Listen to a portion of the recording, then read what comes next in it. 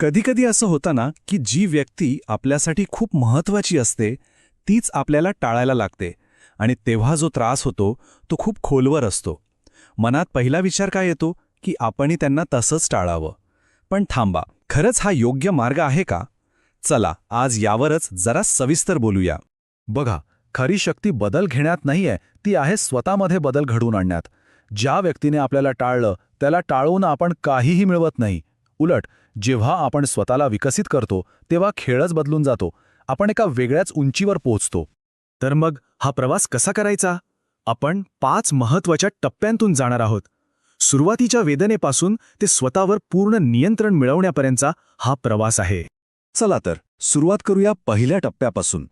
जेव्हा कोणी आपल्याला टाळतं तेव्हा त्यांना परत टाळण्याचा मोह का टाळायला हवा? का हा एक हरलेला डाव असतो?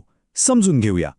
जेव्हा आपण दुर्लक्ष करण्याच्या बदल्यात दुर्लक्ष करतो तेव्हा आपण नकळतपणे हेच मान्य करतो की आपल्याकडे दुसरा काही मार्गच नाहीये. म्हणजे आपण आपल्या भावनांचं नियंत्रण त्या व्यक्तीच्या हातात देऊन टाकतो. आपलं सगळं लक्ष त्या व्यक्तीवरच राहतं. आपण वरवर दाखवतो की आपल्याला फरक पडत नाही, पण खरं तर आतून प्रत्येक क्षणी फरक पडत असतो. आता येतो दुसरा आणि खूप महत्त्वाचा टप्पा. भावनिक प्रतिक्रिया देण्याऐवजी विचारपूर्वक प्रतिसाद कसा द्यायचा हे शिकणं. हो, हे दोन शब्द खूप वेगळे आहेत आणि यातच सगळा फरक दडलेला आहे. रिॲक्शन म्हणजे काय? ही एक पटकन दिलेली भावनिक कृती आहे जी दुःख किंवा अहंकारातून येते. जेव्हा आपण रिॲक्ट करतो तेव्हा आपण आपल्या भावनांचा रिमोट कंट्रोलच जणू दुसऱ्याच्या हातात देतो.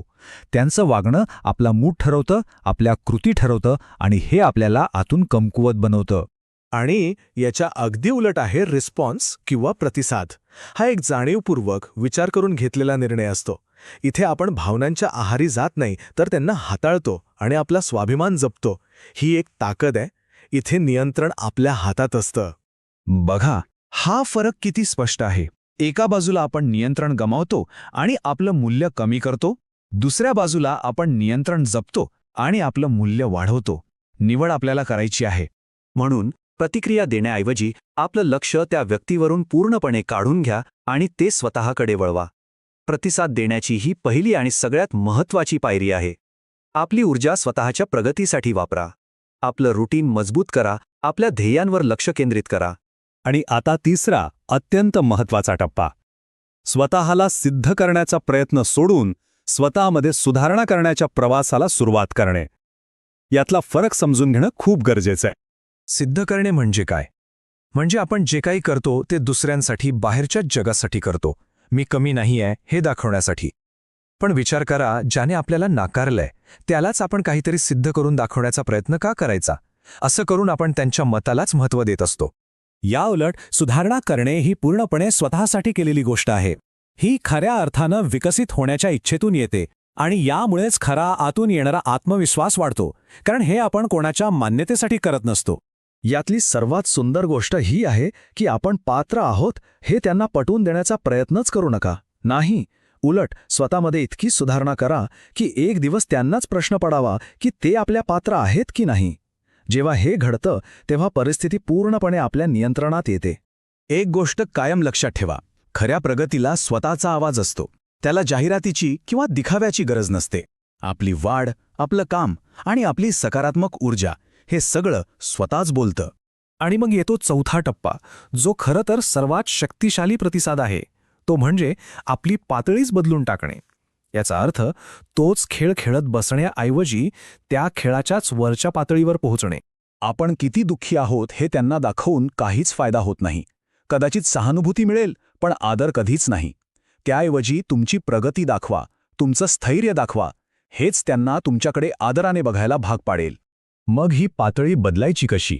याचे काही सोपे पण प्रभावी मार्ग आहेत. पहिलं, आपली सगळी ऊर्जा स्वतःच्या प्रगतीसाठी वापरा. दुसरं, आपल्या रुटीनमध्ये शिस्त आणा, कारण शिस्तच स्वातंत्र्य देते.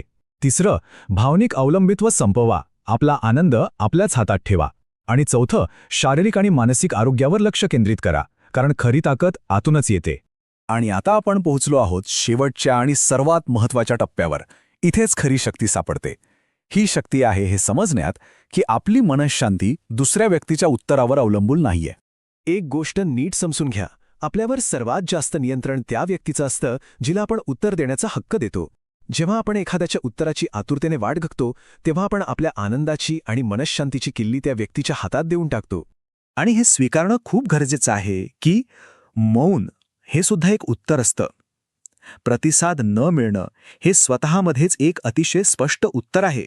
पण खरा प्रश्न हा नाहीये की ते उत्तर कसं वाचावं. खरा प्रश्न हा आहे की ते स्वीकारायचं कसं. त्यांच्या मौनाला एक गूढ म्हणून पाहण्याऐवजी तो एक स्पष्ट संदेश म्हणून स्वीकारा आणि पुढे चला. हा स्वीकारच आपल्याला मुक्त करेल. खरं भावनिक स्वातंत्र्य आणि आत्मसन्मान त्याच दिवशी मिळतो ज्या दिवशी आपल्याला त्यांच्या उत्तराची गरजच वाटत नाही. आपलं मूल्य हे आपल्या कृती ठरवतात, त्यांच्या प्रतिक्रिया नाही. आणि शेवटी हा प्रश्न स्वतःला विचारा, तुमचं मौन काय आहे? तुमची हतबलता आहे की तुमची ताकद? कारण निर्णय पूर्णपणे तुमच्या हातात आहे.